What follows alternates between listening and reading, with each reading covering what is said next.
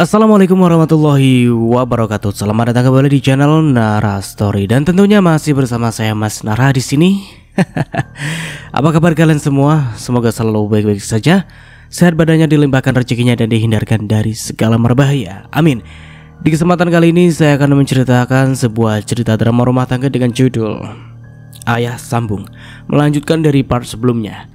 Oke, seperti biasa sebelum ke ceritanya, bagi kalian yang belum subscribe channel Nara Story, silahkan bisa subscribe dulu lah dan aktifkan lonceng notifikasinya agar kalian tidak ketinggalan cerita menarik dari channel Nara Story. Dan jangan lupa juga untuk share and like, tentunya agar Mas Nara lebih semangat lagi untuk menghibur kalian. Oke, kalau sudah terima kasih, and so just try keep up with me. Kakak kamu laki-laki atau perempuan? Perempuan?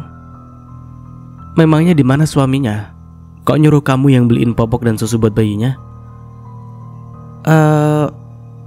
Kakak iparku kebetulan bekerja di luar kota dan biasanya pulang sebulan sekali. Dava kembali menghampiri Tiara yang belum beranjak dari bangku taman. Tiara, maaf, aku harus pergi sekarang. Kamu mau kemana? Ini barusan kakakku menelpon, katanya susu formula dan popok bayi titipannya sudah mau dipakai. Anaknya sudah rewel, papar Dava. Oh, begitu. Iya, Tiara, nanti malam aku telepon ya. Iya? Kamu gak keberatan kan kalau kita ketemuan lagi? Apa? Ketemuan lagi? Iya. Ya udah, aku permisi dulu ya. Sampai ketemu lagi. Dava melambaikan tangannya sebelum akhirnya meninggalkan taman. Kinara mengamati wajah Tiara seumur hidup, baru kali ini dia melihat kakak perempuannya sebahagia ini. Apakah Tiara sudah benar-benar terpesona dengan Dava? Kinara tidak yakin jika Dava benar-benar berhati tulus. Namun tidak sampai hati rasanya jika harus mengatakannya pada Tiara. Hari ini aku bahagia banget, nak. Mbak Tiara suka sama Dava? Iya, dia juga mengungkapkan perasaannya padaku. Kamu sudah jadian? Apa? Kalian sudah jadian secepat itu? Dava bilang sudah lama menyukaiku. Dia baik, ganteng lagi. Siapa juga yang gak mau jadi pacarnya? Kinara mengulas senyum tipis. Mbak, jangan terlalu percaya pada laki-laki yang baru dikenal. Mbak belum tahu bagaimana kehidupannya kan? Maksud kamu apa bicara begitu? Kamu pasti gak suka ya kalau sekarang aku punya pacar setampan Dava? Bukan begitu, Mbak. Aku hanya mengingatkan saja agar Mbak jangan mudah percaya pada orang lain, apalagi yang baru kita kenal. Aku dan Dava sudah setahun saling kenal. Aku sudah mengenal betul sifatnya. Aku jadi gak sabar mau ketemuan lagi. Bagaimana dengan rencana awal Mbak Tiara? Rencana awal yang mana? Ya, bukankah semalam kita ngobrol soal rencana Mbak Tiara ingin membuka toko es krim di dekat tempat tinggalku? Hari ini Mbak Tiara jadi ikut denganku kan? Lain kali sajalah. Lain kali? Sekarang urusan Dava lebih penting dari apapun. Aku yakin dia serius menjalin hubungan denganku, dan tidak lama lagi dia pasti melamarku. Kalau aku pergi, bagaimana dengan kelanjutan hubungan kami? Aku tidak mau hubungan kami memburuk hanya karena kami berjauhan. Jadi Mbak gak jadi buka toko es krimnya? Bukannya gak jadi, Kinara, tapi aku hanya menundanya sampai urusanku dengan Dava selesai. Loh, kenapa Mbak Tiara jadi keras kepala begini ya? Batin Kinara. Oh ya, kita turun di mall ya. Aku mau beliin perlengkapan sekolah untuk ke Sagara. Gak usah, Mbak. Tas dan sepatu Sagara masih bagus. Uangnya Mbak tabung saja untuk modal usaha nanti. Uang untuk modal usaha sudah ada. Aku hanya ingin nyenengin kamu dan Sagara. Ya udah, terserah Mbak sajalah. 10 menit setelah menaiki taksi, keduanya pun tiba di sebuah mall. Tiara tengah memilih tas di sebuah toko perlengkapan sekolah. Dari ratusan pasang sepatu yang dipajang di rak sepatu, pilihan Tiara jatuh pada tas ransel bergambar robot. Sagara suka toko robot kan? Dia pasti menyukainya. Tiara sedikit berjinjit demi melihat tas berwarna biru cerah itu. Mendapati Tiara sedikit kesulitan, seorang pengunjung laki-laki yang juga tengah berada di dekat rak tas itu pun tergerak untuk membantunya. "Tas yang ini ya mbak?" tanyanya sembari masih meraih tas ransel itu lalu memberikannya ke Tiara. "Terima kasih." "Raka? Loh, kamu Tiara bukan?" "Iya, ini aku Tiara." "Oh, kamu apa kabar? Bukannya kamu bekerja di luar negeri ya?" "Iya, aku 5 tahun bekerja di sana dan baru kembali kemarin sore." Pengunjung mal itu bernama Raka. Dia adalah teman sekelas Tiara waktu SMA. Tiara adalah salah satu pengagumnya, namun dia hanya mampu mengaguminya dalam diam. Tiara merasa siswi yang terlalu biasa seperti dirinya tidak pantas untuk siswi sepopuler Raka. Gadis yang dipilih Raka tentu saja bukan gadis sembarangan. Yang diingatnya saat itu, Raka dekat dengan seorang siswa bernama Ayana. "Kamu sendirian saja, Ra?" "Oh, enggak kok, aku bareng adikku Kinara." "Mana dia?" Itu di sebelah sana." Tiara mengacungkan jari telunjuknya ke arah Kinara yang tengah mengamati sepatu sekolah.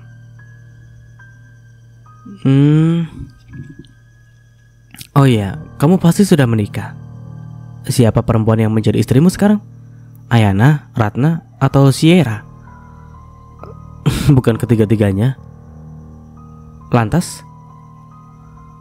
"Almarhumah istriku bernama Mirna. Dia adalah kawanku saat kuliah." "Almarhumah?" "Iya, Mirna meninggal dunia setahun lalu karena sakit." "Inna lillahi wa inna ilaihi raji'un." "Aku turut berduka cita, Kak." "Terima kasih." "Kamu datang ke mall ini berbelanja juga?" "Iya, besok adalah hari ulang tahun putriku Elsa. Tapi aku bingung memilih kado untuknya. Sepatu dan tasnya juga masih bagus." Kamu tahu nggak toko favoritnya?" "Aku kurang paham sih namanya. Tapi dia menyukai semua hal yang berbau kuda poni." "Oh, sepertinya aku tahu kado apa yang pas untuk Elsa." "Apa tuh?" Tiara menggeser langkahnya menuju bagian boneka. Raka di belakangnya pun mengekor. Kuda poni ini yang disukai putrimu bukan?" tanya Tiara sembari menyodorkan sebuah boneka kuda poni berwarna merah muda pada kawan lamanya itu. "Ah, iya. Ini yang sering ditontonnya di televisi. Putrimu pasti akan semakin senang jika kamu juga memberikan kue ulang tahun bertema serupa. Kamu bisa membelinya di toko kue yang berada di lantai 3. Untunglah aku dipertemukan denganmu. Wah, jika tidak, pasti sekarang aku masih bingung memikirkan kado ulang tahun untuk Elsa." "Tidak masalah. Ya udah, aku pergi dulu ya. Terima kasih atas bantuannya. Oh ya, hampir lupa. Aku boleh kan minta nomor handphonemu?" Raka mengambil ponselnya dari dalam saku celananya lalu menyodorkannya pada Tiara. "Boleh." Setelah mencatat nomornya di ponsel itu, dia pun memberikannya kembali kepada pemiliknya. "Thanks Tiara, aku pergi dulu. See you next time," ucap Raka sebelum berlalu dari hadapan Tiara.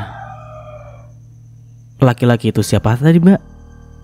Sepertinya kalian akrab sekali," ucap Kinara saat dia menghampiri Tiara. "Oh, dia kawan lamaku, namanya Raka. Ya tadi dia kebingungan mencari hadiah ulang tahun untuk putrinya, tapi sudah kebantu kok. Dia sendirian saja, gak sama istrinya. Istrinya sudah meninggal dunia setahun lalu karena sakit. Oh, innalillahi wa inna ilaihi raji'un.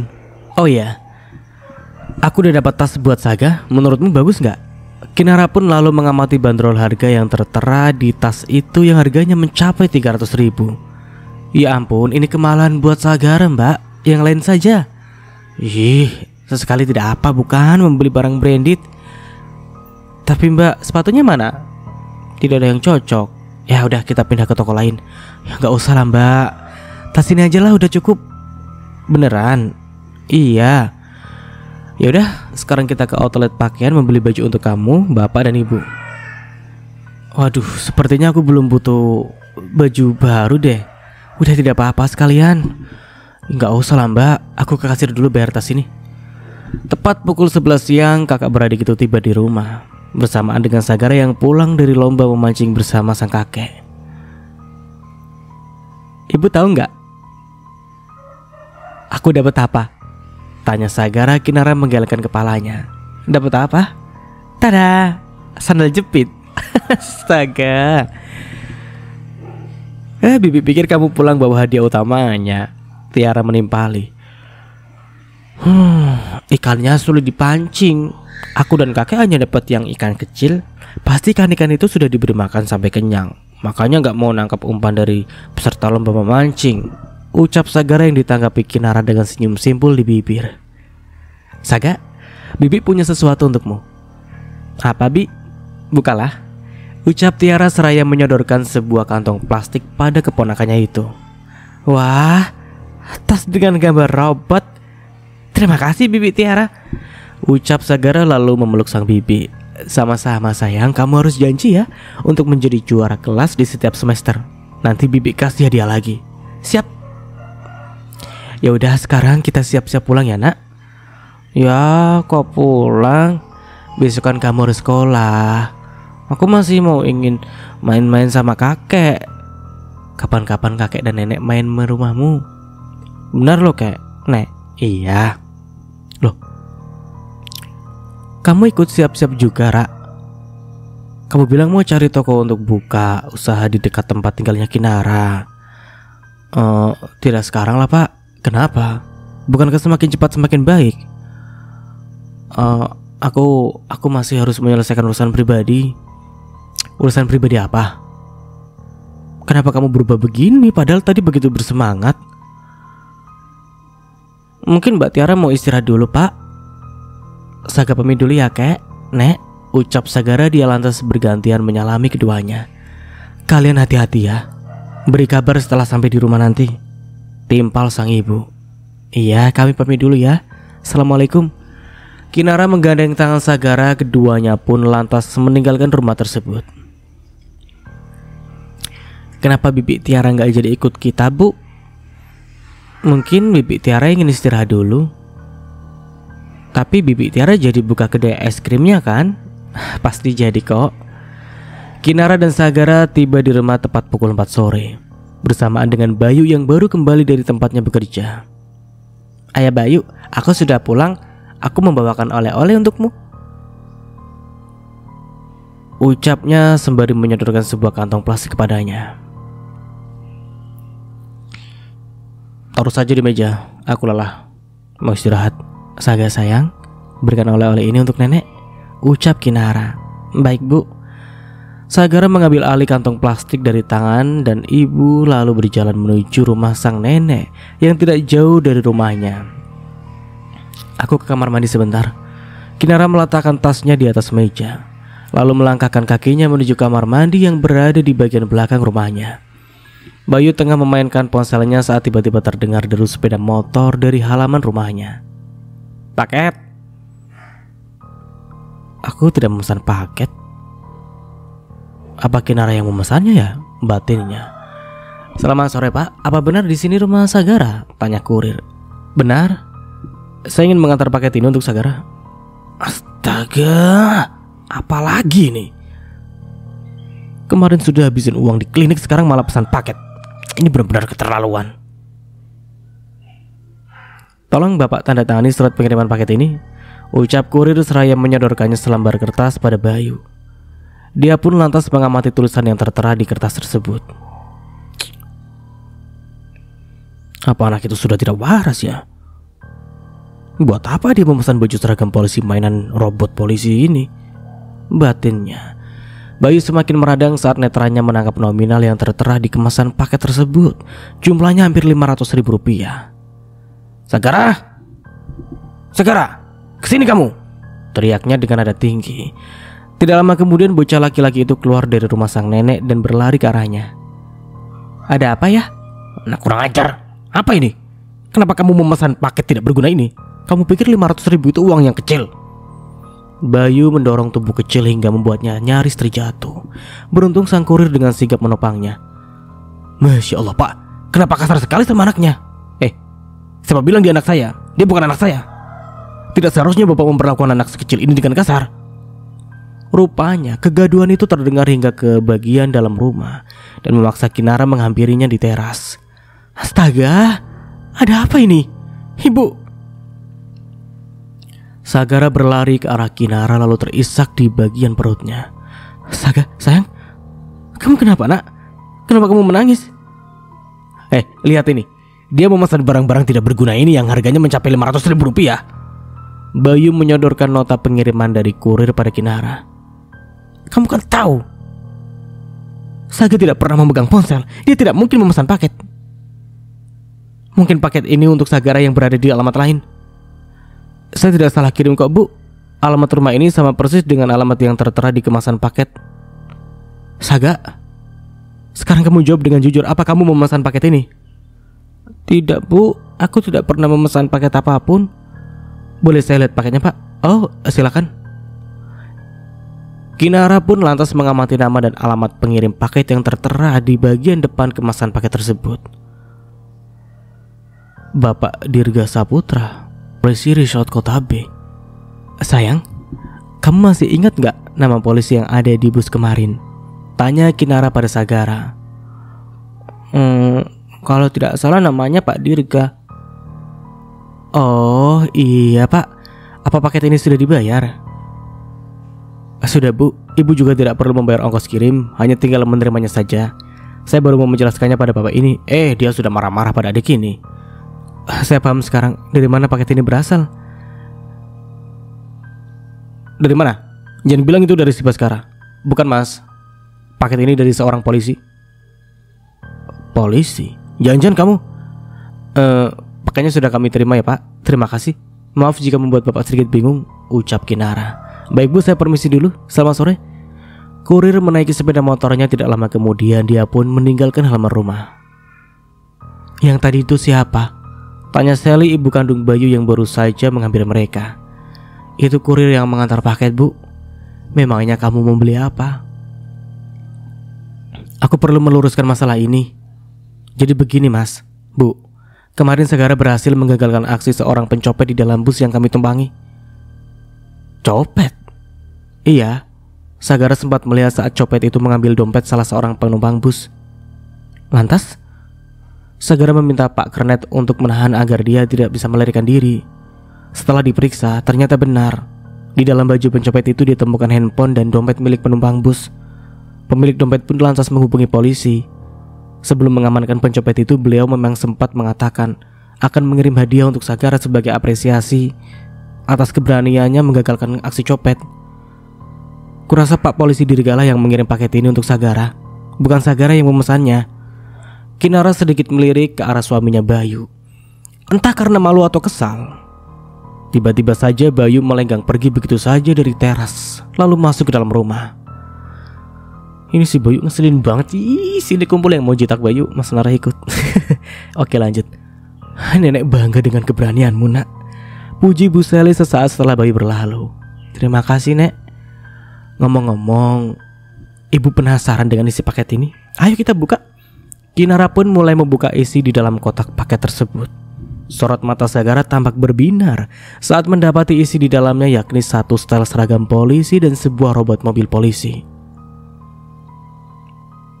Kalau besar nanti aku mau jadi polisi. Bukannya kamu mau jadi pengusaha? Polisi sekaligus pengusaha boleh kan Bu? Iya boleh. Sementara itu di sebuah rumah terdengar obrolan antara seorang pria dan seorang wanita. Kamu beneran sudah dapat pekerjaan kan Mas? Tanya si wanita sembari menimbang bayi berusia 3 bulan itu. Iya. Memangnya kamu bekerja di mana? Di konter HP milik teman. Syukurlah kalau kamu sudah dapat pekerjaan lagi. Bisa mati kelaparan kita kalau kamu terlalu lama menganggur. Ya, obrolan itu terjadi di antara Dava dengan istrinya Zola. Dava sendiri belum lama ini menjadi salah satu karyawan yang diberhentikan dari tempat kerja lamanya lantaran mengalami kebangkrutan. Dia sudah kesana kemari mencari pekerjaan baru, namun usahanya belum membuahkan hasil. Bekerja menjaga konter handphone milik temannya hanyalah alasannya saja. Tujuannya tak lain agar sang istri tidak terus-menerus mendesaknya. Kepulangan Tiara dari luar negeri rupanya juga memberikan keuntungan tersendiri. Dia berniat menjadikannya sebagai mesin pencetak uang dengan sedikit akting jika dia menyukai gadis bertubuh pendek dan berkulit gelap itu. Mas, hari ini gak jaga counter? Hari ini counter libur. Kawanku sedang berbelanja barang di luar kota. Titip Vivi sebentar ya, aku mau masak dulu, ucap Zola. Dava pun lantas mengambil alih bayi mungil itu dari gendongannya.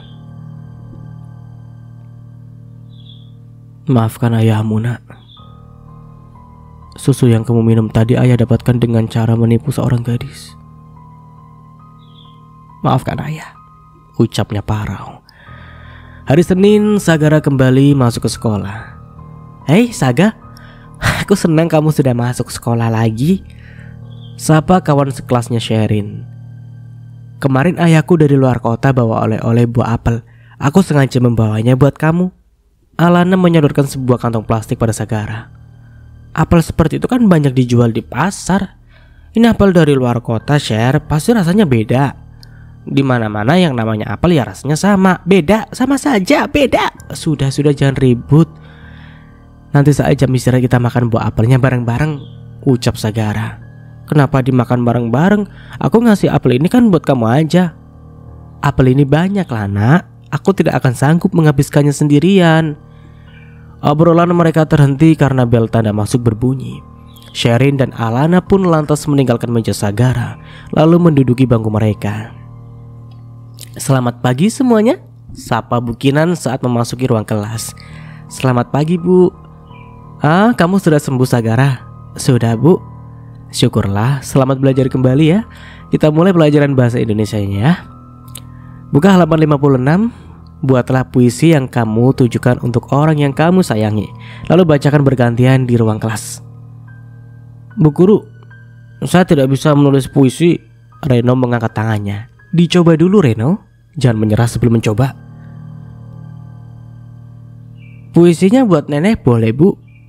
Dari kecil aku dirawat nenek. Ayah dan ibu bekerja di luar kota. Fani menimpali.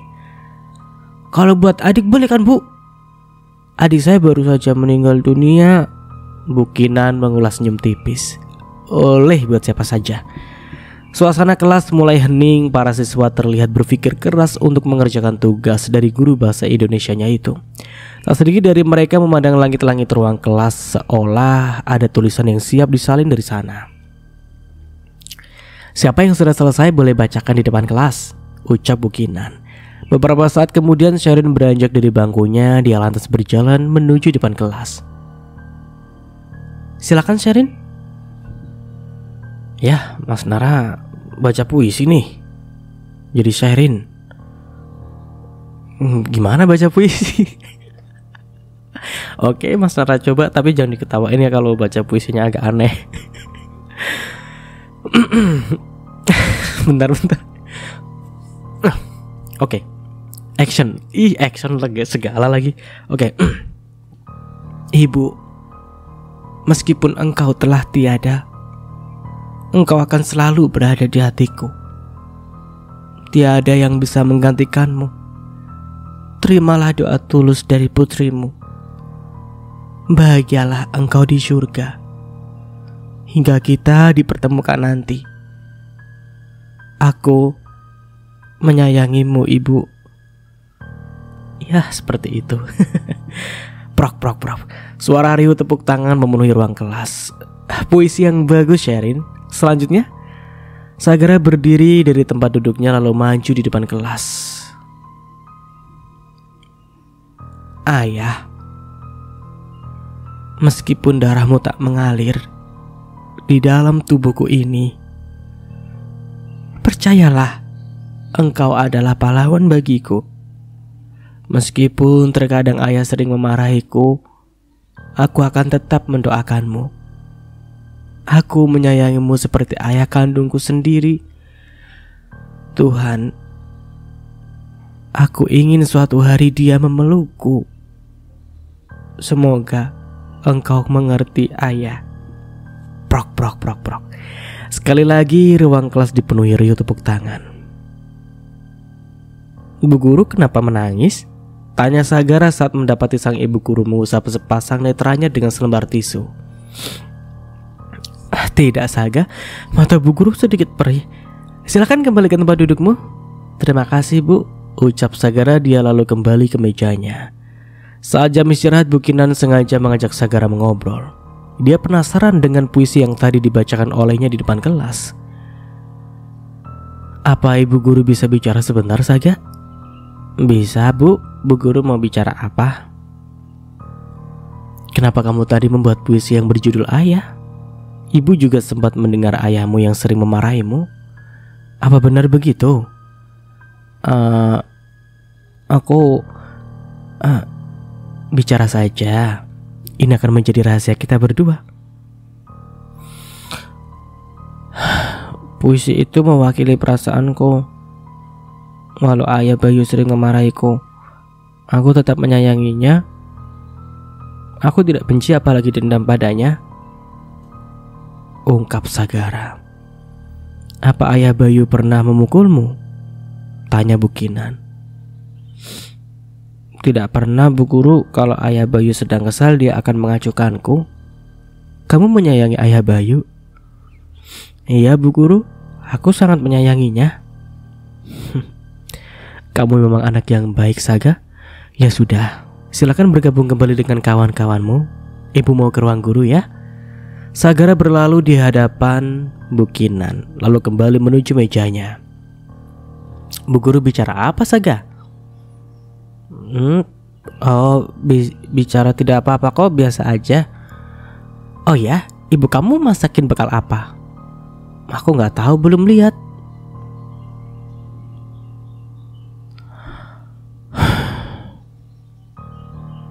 Kamu beruntung masih punya ibu.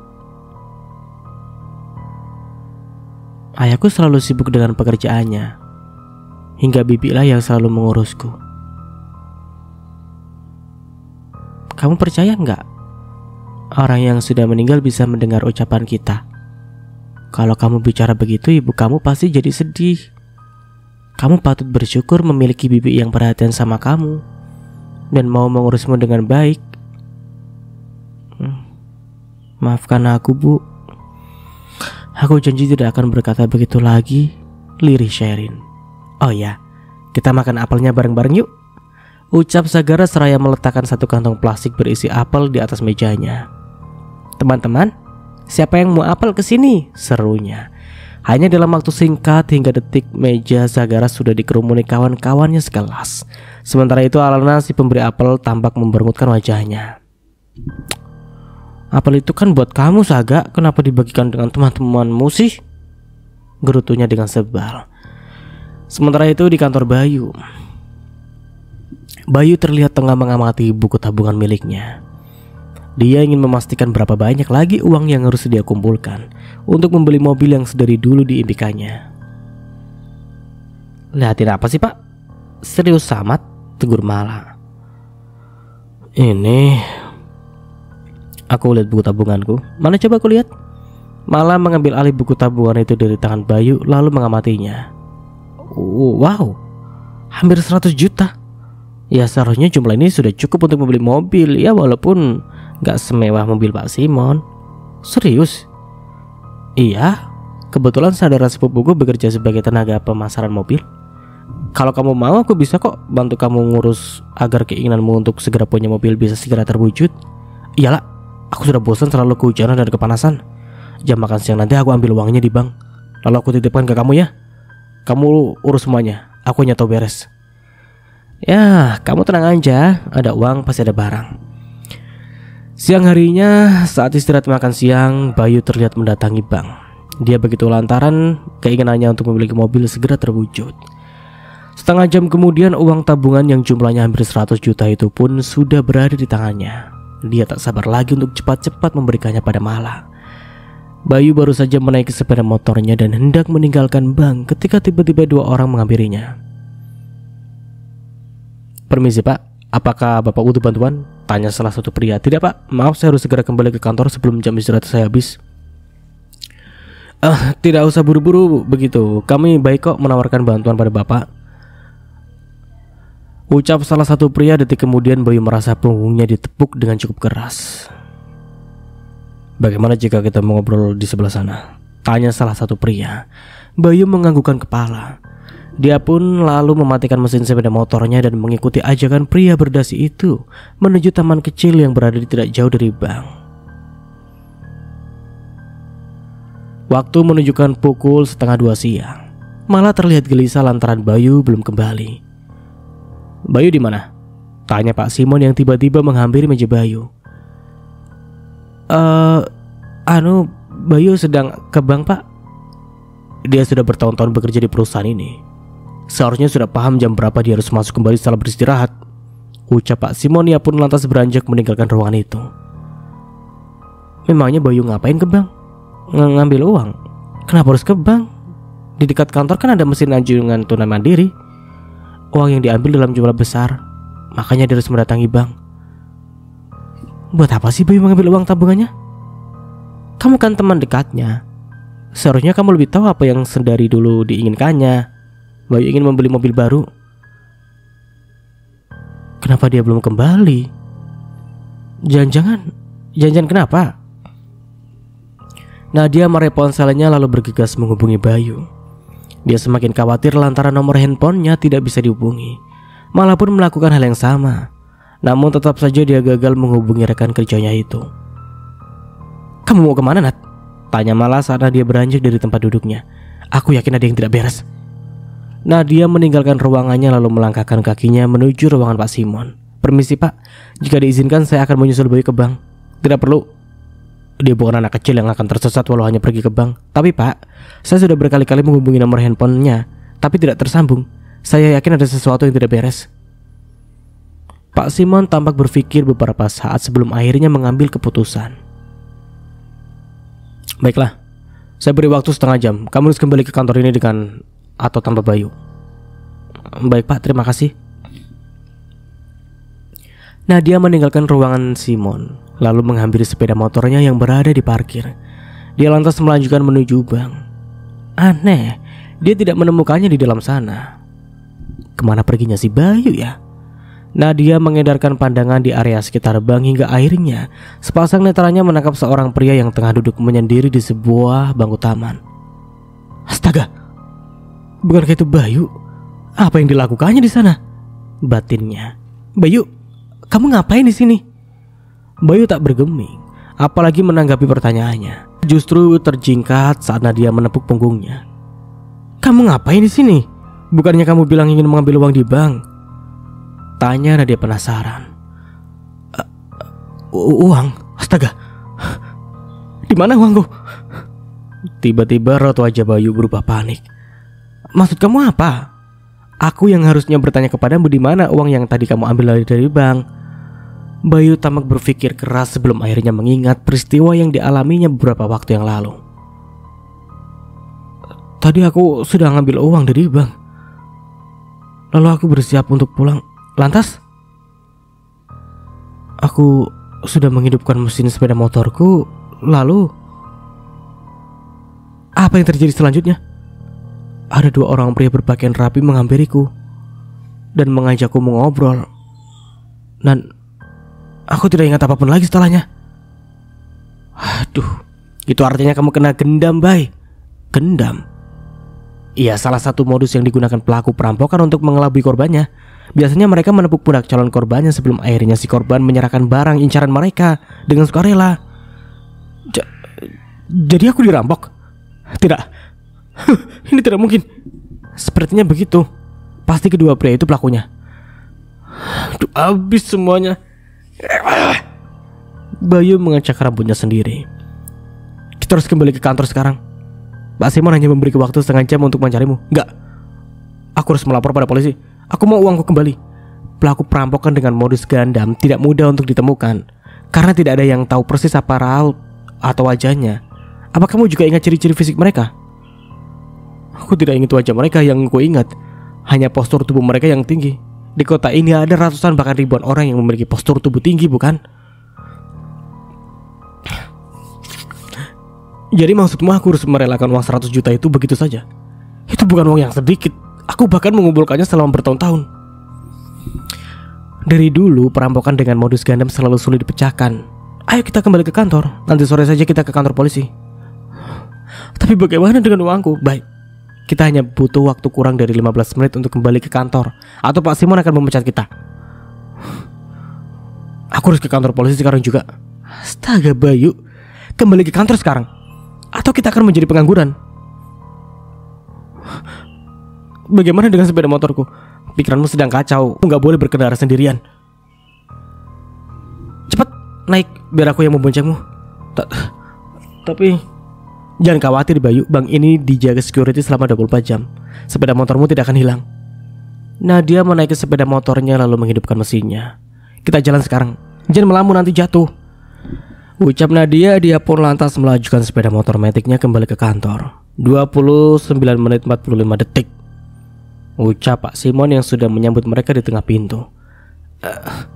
Masih ada sisa 15 detik lagi kan Pak? Nadia meringis. Kembali pada pekerjaanmu. Dan kamu Bayu, ikut ke ruangan saya. Oh, sial, aku pasti kena SP nih. Sudah berapa lama kamu bekerja di perusahaan ini? Hah? Tanya Pak Simon. Sudah lebih dari 5 tahun Pak. Tentunya kamu sudah hafal di luar kepala. Berapa menit waktu istirahat setiap harinya? Jam 12 sampai jam 1 siang Pak. Kamu lihat jam berapa sekarang? Jam 2 Pak. Kalau kamu sudah bosan bekerja di perusahaan ini, saya sama sekali tidak keberatan jika kamu mengundurkan diri. Pak Simon menyodorkan selembar kertas di atas meja. Bukan begitu Pak. Saya terlambat kembali ke kantor karena mendapat masalah. Saya menjadi korban perampokan dengan modus gandam. Uang sebesar 100 juta raib punya saya Pak. Bahkan ponsel saya juga diambil oleh perampok itu. Pak Simon menyeringai kecut. Kamu pikir saya percaya dengan alasan kelas itu? Mana mungkin pegawai sepertimu memiliki uang tabungan sebesar itu. Demi apapun, apa yang saya katakan itu benar. Saya mengambil uang dari bank yang akan saya pergunakan untuk membeli mobil.